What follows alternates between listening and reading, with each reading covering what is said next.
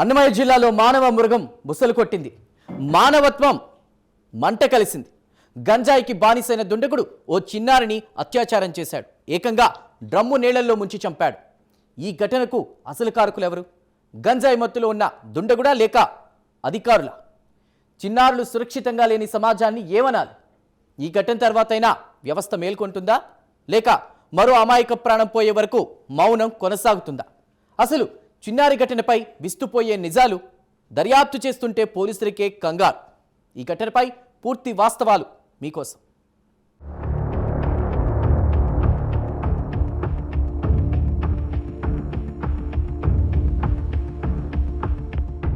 అన్నమయ్య జిల్లాలో ప్రజా ఆగ్రహం కట్టలు తెంచుకుంది. చిన్నారికి జరిగిన దారుణానికి ఊరంతా కదలొచ్చింది. మత్తుకు బానిసైన ఓ కామాంధుడు చిన్నారిపై దారుణానికి పాల్పడ్డాడు. ఏకంగా అత్యాచారం చేసి హత్య చేశాడు. ఈ ఘటనపై స్థానికులు తీవ్ర ఆగ్రహం వ్యక్తం చేశారు. అన్నమయ్య జిల్లా నీరుగట్టువారిపల్లిలో యుద్ధ వాతావరణాన్ని తలపించింది. అప్పటి వరకు ఆడుకున్న చిన్నారి అదృశ్యమయ్యింది. ఆ తర్వాత హత్య జరిగినట్లు పోలీసులు గుర్తించారు.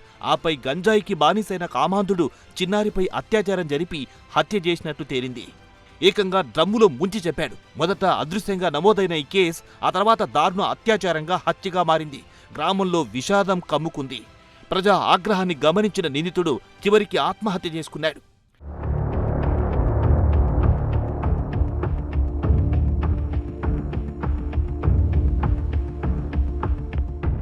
తల్లిదండ్రులు మిస్సింగ్ కేసు నమోదు చేయగానే పోలీసులు గాలింపు చర్యలు చేపట్టారు. చిన్నారిపై కులవర్ధ శేఖర్ అనే దుండగుడు అత్యాచారం హత్య చేసినట్లు పోలీసులు గుర్తించారు. దీంతో గ్రామం మొత్తం ఒక్కతయ్యింది.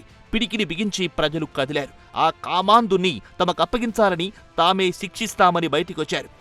కాట్లాటపల్లి పరిసరాల్లో చిన్నారి మృతదేహం లభ్యమయ్యింది. వందలాది మంది హిజ్రాలు, స్థానికులు సంఘటనా స్థలానికి చేరుకుని నిరసనలు చేపట్టారు. చిన్నారిపై జరిగిన దారుణంపై ప్రజలు ఆగ్రహవేశాలతో రోడ్లపైకొచ్చి బైఠాయించారు. నిరసన వ్యక్తం చేశారు.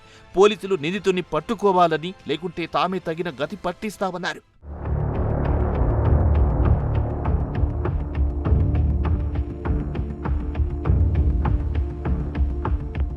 పోలీసుల దర్యాప్తులో కులవర్ధ శేఖర్ అనే యువకుడు అత్యాచారం చేసి హత్య చేశాడని పోలీసులు గుర్తించారు. గంజాయికి అలవాటు పడ్డ అతనిపై ఇప్పటికే 4 నుంచి 5 కేసులున్నట్లు తెలిపారు.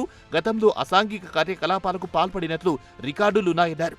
గ్రామస్తులు అతన్ని చాలా కాలంగా సైకోగా పిలుస్తున్నామని చెబుతున్నారు.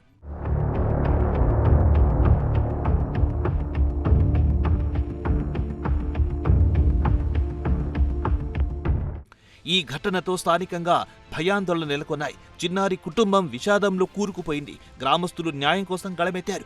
హత్యకు పాల్పడిన నిందితుడిని తమకప్పగించాలని ఆగ్రహం వ్యక్తం చేశారు. లేకపోతే పోలీసులు ఎన్కౌంటర్ చేయాలని డిమాండ్ చేశారు. ఇలాంటి మానవ మృగాలకు కఠిన శిక్ష తప్పదంటూ ఆగ్రహవేశాలు వ్యక్తం చేశారు. గ్రామంలోని మహిళలు కూడా పెద్ద సంఖ్యలో నిరసనల్లో పాల్గొంటూ భద్రతపై ఆందోళన వ్యక్తం చేశారు. గంజాయి మత్తు పదార్థాలకు బానిసైన యువత వలని అసాంఘిక కార్యక్రమాలు పెరుగుతున్నాయన్నారు.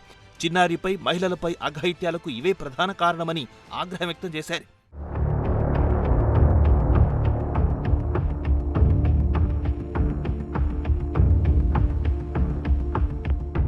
చిన్నారిపై జరిగిన ఘటనపై రాష్ట్ర ప్రభుత్వం సీరియస్ అయ్యింది. ముఖ్యమంత్రి చంద్రబాబు నాయుడు బాలిక తల్లిదండ్రులతో మాట్లాడారు. నిందితుడికి తప్పనిసరిగా శిక్ష పడేలా చేస్తామన్నారు. హోంమంత్రి అనిత, మంత్రి సంధ్యారాణి బాధిత కుటుంబానికి న్యాయం చేస్తామన్నారు.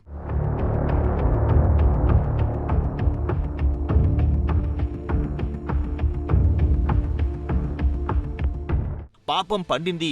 నిందితుడైన కులవర్ధ శేఖర్ ప్రాణం వదిలాడు. పాపను చంపిన 24 గంటల్లోనే కులవర్ధ శేఖర్ చెరువులో పడి మృతి చెందాడు. పోలీసులు అతడి డెడ్ బాడీని స్వాధీనం చేసుకున్నారు. పోస్టు మార్టంకు తరలించారు.